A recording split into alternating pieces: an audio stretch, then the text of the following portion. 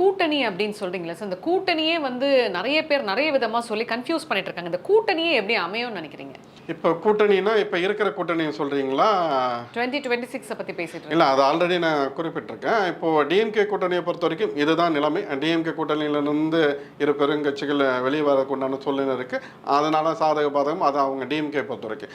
இப்போ மற்றபடி எப்படி இருக்கும் அப்படின்னு பார்த்தாக்கா, ஏடிஎம்கே பொறுத்தவரைக்கும் அவங்க கூட சேர்ந்து சாதகமா பயணிப்பாங்களான்னா, இப்போ பிஜேபி ஆல்ரெடி அவங்க உள்ள வந்துட்டாங்க. நீ அத பத்தி நம்ம பேசி இப்போ ஏடிஎம்கே பிஜேபி அந்த அலையன்ஸ்ல மேலும் சில கட்சிகள் கூட வருமா அப்படின்னாக்கா கண்டிப்பாக கூட வரும்.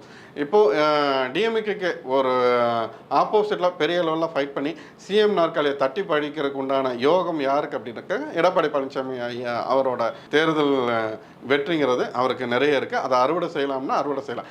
அதுக்கு இன்னும் என்னென்னா, இப்போ இருக்க கூட்டணியோட பலம் பத்தாது. இன்னமும் கூட்டணியோட இன்னும் கூட்டணியில் சில கட்சிகள் வர்றதுக்கு நிறைய வாய்ப்பு இருக்குது. வாய்ப்பு நிறையவே இருக்குது. அவங்கள சேர்த்து பயணிக்கும் போது கண்டிப்பாக 2026 சிஎம் நாற்காலியை தட்டி பறிக்கலாம்னு திரு எடப்பாடி ஐயா வந்து அதை தட்டி பறிக்கிறதுக்கு உண்டான நிறைய சாத்தியக்கூறுகள் இருக்குது.